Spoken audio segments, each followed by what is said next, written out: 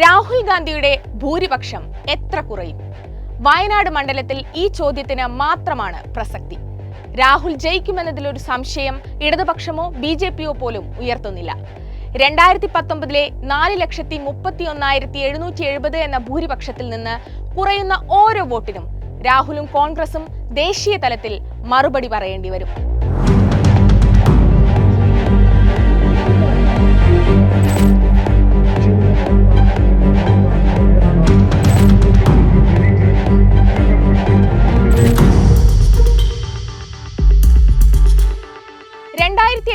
മണ്ഡല പുനഃക്രമീകരണത്തിന് ശേഷം നിലവിൽ വന്ന വയനാട് മണ്ഡലം നാളിതുവരേക്കും UDFനെ മാത്രമേ തുണച്ചിട്ടുള്ളൂ.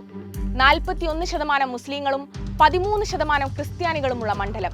14,62,423 വോട്ടർമാരുള്ള മണ്ഡലത്തിൽ ഇത്തവണ രേഖപ്പെടുത്തിയത് 73.48% പോളിംഗ്. കഴിഞ്ഞ തവണ 80.33 ആയിരുന്നു പോളിംഗ് ശതമാനം. അന്ന് 64%-ലധികം വോട്ടും വീണത് രാഹുലിന്റെ പെട്ടിയിൽ. മോദിക്കെതിരായ പ്രധാനമന്ത്രി സ്ഥാനാർത്ഥി കേരളത്തിൽ നിന്ന് എന്ന പ്രതിച്ഛായ 2019 രാഹുലിനുണ്ടായിരുന്നു. ആ തരംഗം തിരഞ്ഞെടുപ്പിൽ കേരളമാകെയും പ്രതിഫലിച്ചു.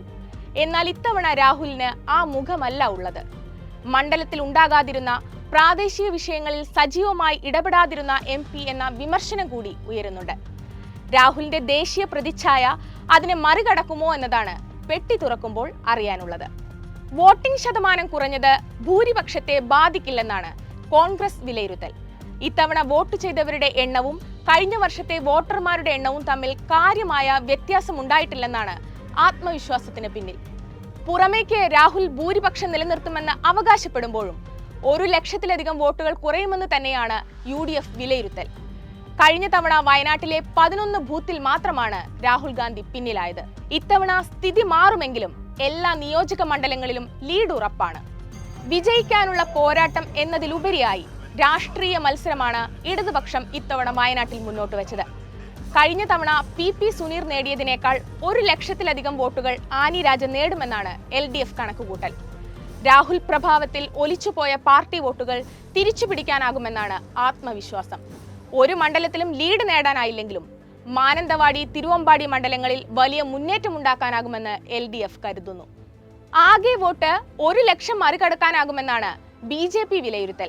2019 NDA സ്ഥാനാർത്ഥി തുഷാർ വെള്ളാപ്പള്ളി നേടിയ 78,816 വോട്ടുകളേക്കാൾ 30,000 മുതൽ 50,000 വരെ വോട്ടുകൾ അധികം വീഴുമെന്നാണ് BJP ക്യാമ്പിന്റെ വിലയിരുത്തൽ.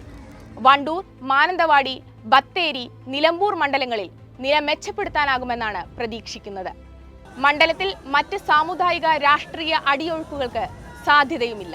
വന്യജീവി ആക്രമണം അടക്കമുള്ള മണ്ഡലത്തിലെ പ്രാദേശിക വിഷയങ്ങൾ പ്രാഥമികമായി തിരിച്ചടിയാവുക ഇടതുപക്ഷത്തിനാണെങ്കിലും MP എന്ന നിലയിൽ രാഹുൽ എന്തു ചെയ്തു എന്ന ചോദ്യം പ്രസക്തമാണ്.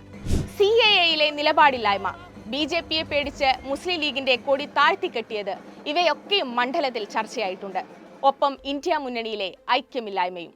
അപ്പോൾ വയനാട്ടിൽ ഇത്ര മാത്രമാണ് അറിയാനുള്ളത്. രാഹുലിന്റെ ഭൂരിപക്ഷം കുറയുമോ? കുറയുമെങ്കിൽ അതെത്ര? റായ്ബറേലിയിൽ കൂടി ജയിച്ചാൽ രാഹുൽ വയനാടിനെ കൈവിടുമോ?